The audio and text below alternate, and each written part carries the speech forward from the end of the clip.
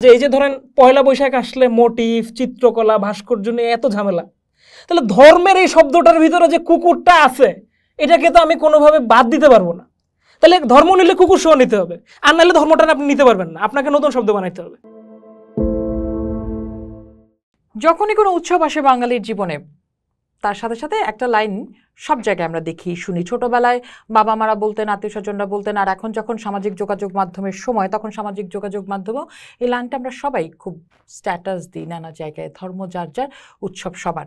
এই নিয়ে আসলে কোনো মারামারি নেই, কিন্তু মারামারিটা আসলে ঠিকই আছে। বিশেষ করে উৎসব নিয়ে তো বিতর্ক ঠিকই রয়েছে, কিন্তু এই যে ধর্ম যার যার, আমরা আজকে এই বিষয়টা নিয়ে আলাপ করতে চাই। আমার সাথে আজকে আলাপের জন্য রয়েছে আরিফ। স্বাগত জানাচ্ছি। শুভ নববর্ষ। হাসি খুবই সুন্দর। নববর্ষ কেমন কাটছে? ভালো, খুব ভালো। তাহলে ধর্ম যার যার, উৎসব সবার, এই আলোচনাটাই আসতে চাই। উৎসব নিয়ে আমরা জানি আরিফ যে নানা রকম বিতর্ক হয়, নানা রকম বিতর্ক আছে, আপনি ছোট থেকে বড় হওয়া পর্যন্ত শুনেছেন। কিন্তু যে ধর্ম যার যার, এই লাইনটা নিয়ে আসলে বিতর্ক করা উচিত কিনা, বিতর্ক উঠে কিনা, বা এই লাইনের মর্মটা আসলে কি, আগে এটা জানি। আমার কাছে যেটা মনে হয় যে এই পুরা লাইনটা আসলে সম্পূরক। তো প্রথম অংশটুকু না বুঝলে দ্বিতীয় অংশে ঢোকা যাবে না। তো ধর্ম যার যার, এটার মধ্যে ধর্ম শব্দটা গুরুত্বপূর্ণ। কারণ ধর্ম শব্দটা তো আমরা মনে করি রিলিজিয়ান, কিন্তু আসলেই কি ধর্ম শব্দটা রিলিজিয়ান? আমি ধরেন যখন নজরুলের বিদ্রোহী কবিতা পড়তে যাই, তো তখন ওখানে দেখি যে একটা লাইন আছে যে আমি পিনাক পানির ডমরু ত্রিশূল, ধর্মরাজের দণ্ড, আমি চক্র মহাশঙ্খ, আমি প্রণদ নাদ প্রচণ্ড। তো এখানে দেখছি ধর্মর সাথে একটা রাজ আছে। এরপরে যখন মহাভারত পড়তে গেলাম তখন দেখলাম ধর্মরাজ তো একটা ক্যারেক্টার। তাহলে ধর্ম আসলে আমরা যেইভাবে ধর্মটাকে বলে ফেলি হয়তো সেরকম না। এবারে আমি জানি এই কথাটা বললেই মানুষ বলবে যে আমি কেন একটা চরিত্রের মধ্যে বেঁধে ফেলতেছি, এটা তো হাজার বছর ধরে বিবর্তিত হয়েছে, নতুন অর্থ ধারণ করছে। তো তখন আমি বলবো যে অন্তত বুনিয়াদি শব্দটাকে তো বোঝার চেষ্টাটা আমাদের করতে হবে। স্টোরির সাথে যে ক্যারেক্টার সেটাকে আমি না নিলাম যে এটার এই চরিত্রটা আসার আগেও হয়তো ধর্ম শব্দটা ছিল, চরিত্রটা ধারণ করছে, অথবা চরিত্র আসার পরেও হয়তো ধর্ম শব্দটা বিবর্তিত হইতে পারে, এটাতে তো সমস্যা থাকার কথা না। কিন্তু আমি যখন দেখতে পাই যে ক্রিয়াভিত্তিক আর বর্ণভিত্তিক যে শব্দার্থ কোষ করেছেন কলিম খান আর রবি চক্রবর্তী, সেখানে কলিম খান ধর্ম শব্দটাকে বিশ্লেষণ করতেছেন যে ধর্ম বা ধম্মা এইটা দুইটা পার্টে। প্রথম পার্টটা হচ্ছে ধর, আর পরের পার্টটা হচ্ছে ম, নিচে একটা হসন্ত। এই ধরটা হচ্ছে এই যে কায়স্থদের যে একটা টাইটেল আছে ধর, সূত্রধর। তো এই ধরের অর্থ হচ্ছে যে কি, যারা একটা সামাজিক ব্যবস্থাকে ধরে রাখেন। তো ধর্মটা হচ্ছে যে কি একটা ব্যবস্থাকে একটা জায়গায় নিয়ে আসা। ও উনি এইখানে এই অর্থটা করতেছেন এভাবে যে কি একটা চেতনাগত বিষয়কে যেই কর্ম সম্পাদনের মাধ্যমে ধরে রাখা হয়, অর্থাৎ ঈশ্বর তো অসীম, তো তাকে যে বা মানে আমরা একটা ধরে রাখবো, কিভাবে ধরবো, এটাই হচ্ছে ধর্ম। মানে সীমার মধ্যে নিয়ে আসা, সীমার মধ্যে নিয়ে আসা। মানে আমি যেহেতু একটা সসীম ক্যারেক্টার, আমি একটা বস্তু, তো আমি ঈশ্বরকে কিভাবে বুঝবো, এটাই ধর্ম। তো এই যে অর্থাৎ হচ্ছে যে কি প্রত্যেকটা সত্তা নিজের ভিতরে যে পরমের অস্তিত্বকে বোঝার জন্য যা কিছু সে করবে, এটাই ভারতবর্ষের ধর্ম। এখন ইন্ডিয়ান ফিলোসফিক্যাল স্কুলে এই বোঝার জন্য অনেক পথ আছে। আমরা দেখব যোগ, ন্যায়, বৈশেষিক, এরকম মানে যেই ধারাগুলো আছে প্রত্যেকেই নিজের কর্মের মাধ্যমে ঈশ্বরকে বুঝতে চায়। তো যারা যোগ করেন তারা যোগের মাধ্যমে, ধ্যানের মাধ্যমে ঈশ্বরকে পাইতে চান। যারা বিষয়ের মাধ্যমে থাকতে চান, যারা বেদে খুঁজতে চান, তারা বেদে ঈশ্বরকে খুঁজতে পারেন। কেউ হয়তো সঙ্গীতে ঈশ্বরকে খুঁজতে পারেন। তো সবাই ঘুরে ফিরে ঈশ্বরকে খোঁজার যে লড়াইটা, সেটার মধ্যেই থাকেন। তো এইখানে ধর্ম শব্দটা আসলে একটা বিশেষ অর্থকেই বোঝায়। অনেকভাবেই আপনি একটা অসীমকে বোঝার চেষ্টার মধ্যে আছেন কিনা। এখন দেখার বিষয় হচ্ছে যে রিলিজিয়ানে এই শব্দটা একই অর্থে থাকে কিনা। আচ্ছা, রিলিজিয়ানে একই অর্থে থাকে কিনা, মানে রিলিজিয়ান মানে তো ধর্ম। মানে আমি যদি যেটা জানি, বিশেষ আমাদের সাধারণ মানুষ আমরা যা জানি যে রিলিজিয়ান ইংরেজি শব্দ, ধর্ম তো বাংলা শব্দ, তাহলে রিলিজিয়ান আর ধর্মের মধ্যে তো আসলে কোনো তফাৎ থাকার কথা না। তাহলে রিলিজিয়ান আর ধর্ম কি তাহলে এক না? এটাই তো, এটা বুঝতে হইলে আমাদেরকে আবার ওই রিলিজিয়ান শব্দটাকে একটু ভাঙি। যে রিলিজিয়ান শব্দটা আসতেছে রি আর লিগারি থেকে। এই লিগারি থেকে আমরা দেখতেছি যে একটা নির্দিষ্ট বন্ধনে ফেলার একটা চক্রান্ত এটার মধ্যে আছে।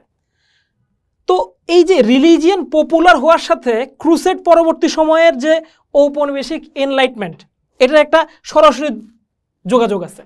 মানে আমি বলতে চাচ্ছি যে একটা সময়ে যখন মানে বিভিন্ন মানুষ বিভিন্নভাবে ঈশ্বরকে খোঁজেন, কিন্তু আমরা ঔপনিবেশিক কালে দেখতে চাই যে কি একটা নির্দিষ্ট মডেলেই, একটা নির্দিষ্ট রঙেই, একটা নির্দিষ্ট উপায়েই ঈশ্বরকে পাওয়া যায়, এই ধারণাটাকে পপুলার করা হয়েছে। যে শুধুমাত্র আপনি চার্চে গেলেই, একটা নির্দিষ্টভাবে প্রার্থনা করলেই শুধুমাত্র আপনি ঈশ্বরকে পাবেন, বাকি যত ধরনের উপায় আছে বাকি সব বুঝি আর বাতিল, আর কিছু থাকবে না। কোনোভাবে এই এনলাইটমেন্ট, ঔপনিবেশিক এনলাইটমেন্টের রিলিজিয়নের ধারণাটা ইসলামেরও কিছু কিছু বর্গের ভিতরে এমনভাবে প্রবেশ করে গেছে যে সে মনে করতে চায় যে কি শুধু একটা পদ্ধতিতেই বুঝি সে ঈশ্বরের কাছে পৌঁছাতে পারবে, কিন্তু ব্যাপারটা হয়তো সেরকম না। আমরা যদি ইসলামের অনেকগুলা স্কুলকে দেখার চেষ্টা করি, আমরা দেখবো যে কি গল্পটা হয়তো সেরকম থাকবে না। সেক্ষেত্রে আরিফ, মানে আপনার কথা যদি আমি একটু বিশ্লেষণ করি, আমরা দেখছি যে সব ধর্মেই আসলে এই বহুত্ববাদ আছে এবং মানুষ, অন্য ধর্মের মানুষেরা বা বিভিন্ন ধর্মের মানুষেরা আসলে এই বহুত্ব চর্চায় আছেন। তারা সেটা মেনে নেন, মানিয়ে নেন এবং সেটা ধারণও করেন। আমি যদি একেবারে সরাসরি ইসলাম ধর্মেই আসি, যেহেতু আমার বাংলাদেশে আসলে ইসলাম ধর্মে বিশ্বাসী মানুষ সবচেয়ে বেশি এবং ধর্ম যার যার উৎসব সবার, এই আলোচনাটা যখন আসে তখন আসলে এই চিন্তাটা থেকেই আসে যে আমি আসলে এই উৎসব পালন করব কি করব না, এই ধর্মের মানুষ এটা করবে কি করবে না। সেক্ষেত্রে তাহলে কি ইসলাম ধর্মে এই বহুত্ববাদের বিষয়টি আছে বা এই বহুত্বের ঐতিহ্যটা আসলে কতটা আছে? এটা মানে খুবই ইন্টারেস্টিং একটা প্রশ্ন, এবং আমি ঠিক জানি না এই প্রশ্নের উত্তর দেওয়ার জন্য আমি সঠিক লোক কিনা, কিন্তু আমি যতটুকু বুঝি সেটা থেকে আমি বলতে পারি যে ইসলামের একটা বেসিক বিষয়ই হচ্ছে যে কি ও যেখানে যায় সে তার কালচারের সাথে এক ধরনের বোঝাপড়া করে। আমরা যদি কোরআনে দেখি যে সূরা মায়েদার 48 নম্বর আয়াতে বলা হচ্ছে যে আমি প্রত্যেকের জন্যই একাধিক পথ নির্মাণ করছি, একটা হচ্ছে শরীয়তের পথ, আরেকটা হচ্ছে মিনহাজের পথ। এখন সুফি অন্টোলজিতে এই মিনহাজের পথটার সাথে হচ্ছে তরিকতের একটা যোগাযোগ আছে। আপনি নিশ্চয়ই জানেন যে ভারতীয় উপমহাদেশে অনেক তরিকার সুফিরা থাকেন। আমরা জানি কাদেরিয়া তরিকা, চিশতিয়া তরিকা, নকশাবন্দি তরিকা, সোহরাওয়ার্দী তরিকা, এরকম অনেক তরিকা আছে। এবার এই তরিকাগুলোর কিন্তু উসুলিগত অনেক পার্থক্য আছে। যেমন আমরা চিশতিয়া তরিকা দেখবো যে কি সঙ্গীত তৈরি করা, সামার নৃত্য করা, এগুলো তাদের মধ্যে আছে। আবার আমরা সোহরাওয়ার্দী তরিকা দেখবো খুব কঠোরভাবে শরীয়তের বিধান মেনে চলে, কিন্তু তারা প্রচুর দান খয়রাত করে, মানুষের উপকার করে। এই দুই মাজারপন্থীরা তারা তো একই সাথে আরেকজনের ফাইট হচ্ছে না, তারা কিন্তু এই প্রত্যেকটা আলাদা তরিকা হিসাবে মেনে নিচ্ছে। মানে কি যে আমি হয়তো চিশতিয়া তরিকার অনুসারী, কিন্তু সোহরাওয়ার্দী তরিকার মাধ্যমেও তুমি আসলে খোদার কাছে পৌঁছাইতে পারো। এই যে বহুত্ব, এইটা কিন্তু সুফি তরিকার ভিতরে অনেক আগের থেকেই ছিল, যে আলাদা আলাদা পথে গিয়ে আপনি আসলে একই পথে পৌঁছাইতে পারেন। আমাদের দাবি হচ্ছে যে এনলাইটমেন্টের পরেই এই জিনিসটাকে একটা জায়গায় নিয়ে একটা রং বিবর্জিত একটা আলাপের ভিতরে নিয়ে যাওয়ার একটা চেষ্টা করা হয়েছে। যদিও আমরা যদি পিছনে ফিরে যাই তাহলে আমরা দেখতে পাই যে কি যে অনেক ধরনের কালচারাল চর্চাগুলা একজনের সাথে আরেকজনের ভিন্নতার পরেও উপস্থিত ছিল। এবং ধরেন এই যে শাহজালাল রাদিয়াল্লাহু আনহু বা ধরেন এই যে চিশতিয়া তরিকার যে গুরুত্বপূর্ণ ইমামেরা, তাদের মধ্যে অনেক উৎসবের বিনিময় আছে। তারা তরিকাগতভাবে পার্থক্য থাকতে পারে তাদের মধ্যে, কিন্তু এই উৎসবের বিনিময় কিন্তু তাদের মধ্যে ছিল। এটাই প্রমাণ করে যে এইখানে কিন্তু অনেক ধরনের পথগুলা ছিল। আরিফ, আলোচনায় যদি এই জায়গাটায় আসি যে বহুত্ববাদের চর্চা সব ধর্মেই আছে, ইসলাম ধর্মের মধ্যেও সেটা আছে এবং কথাতেই যেটা পরিষ্কার হচ্ছে যে নানা পথ দেখানো আছে।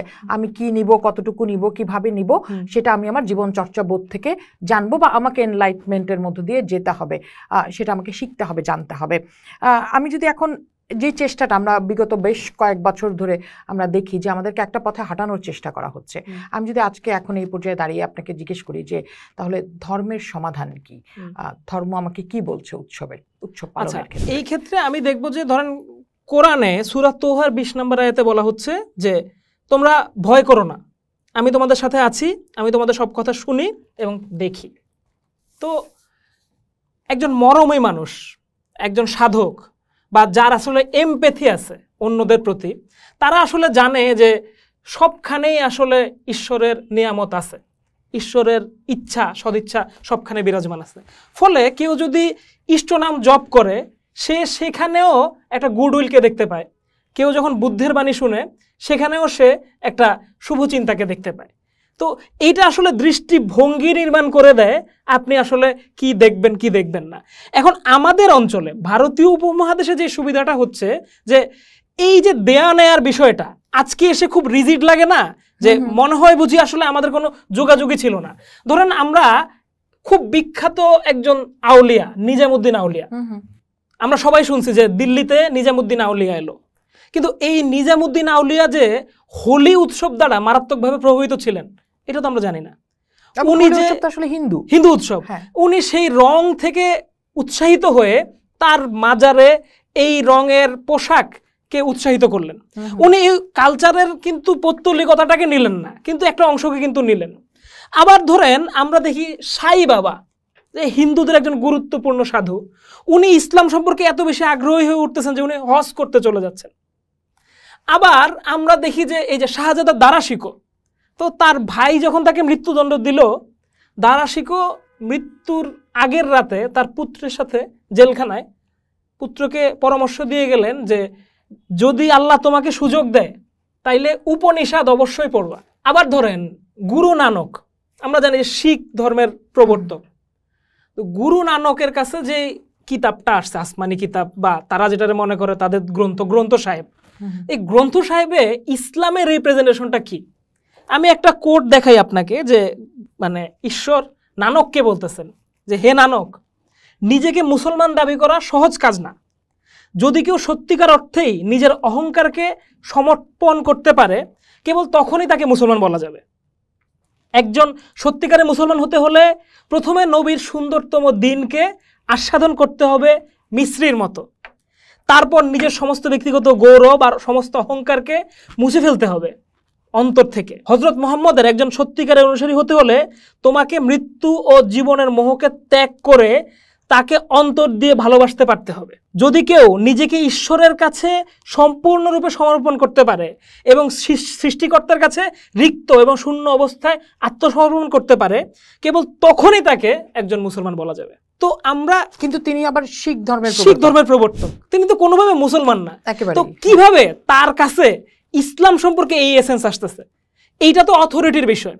তার মানে আমরা যেই সময়টার কথা বলতে চাচ্ছি, যে একটা সময় অবশ্যই ছিল যখন আসলে এই যার যারটা বলতে আমি যেরকম পৃথক করে দেই, আমরা তো আসলে বুঝি যার যার যতই আমরা বলি, আমরা কিন্তু মনের ভিতরে জানি যে কি আমি ঠিক, বাকিগুলা আসলে অতটা ঠিক না।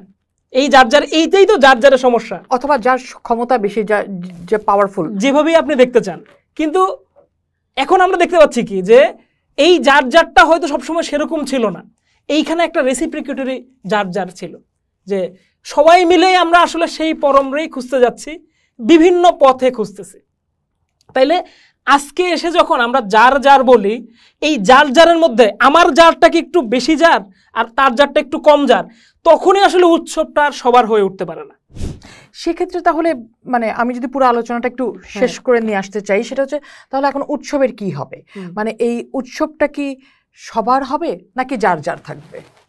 ওই যে এখান থেকে আলাপ শুরু করলাম যে ধর্মরাজ মহাভারতের চরিত্র, মহাভারতের শেষ অধ্যায়ে আসলে দেখা যায় যে যুধিষ্ঠির একমাত্র জীবিত লোক হিসেবে স্বর্গে যাচ্ছেন। তো তার সাথে পুরো রাস্তাটা একটা কুকুর থাকে, আপনারা তো জানেন নিশ্চয়ই এই স্টোরিটা।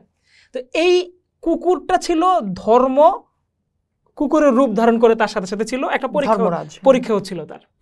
তো আমরা যে এই যে ধরেন পয়লা বৈশাখ আসলে মোটিভ, চিত্রকলা, ভাস্কর্য নিয়ে এত ঝামেলা, তাহলে ধর্মের এই শব্দটার ভিতরে যে কুকুরটা আছে এটাকে তো আমি কোনোভাবে বাদ দিতে পারবো না।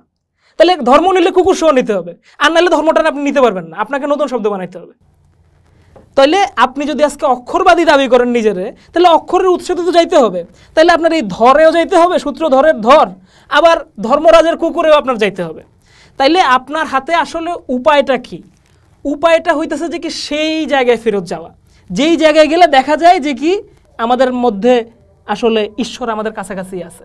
ফলে কোরআনে যখন বলা হচ্ছে তোমরা ভয় করো না, আমি তোমাদের সাথেই আছি, এই সাথেই থেকে আমরা আসলে কোথায় পৌঁছাইতে চাই? এটার অনেক অর্থ করতে পারে মানুষ, আমরা তো আসলে মানুষের উপর অর্থ চাপাইতে পারি না, কিন্তু একটা মরমী অর্থ সেটার আছে।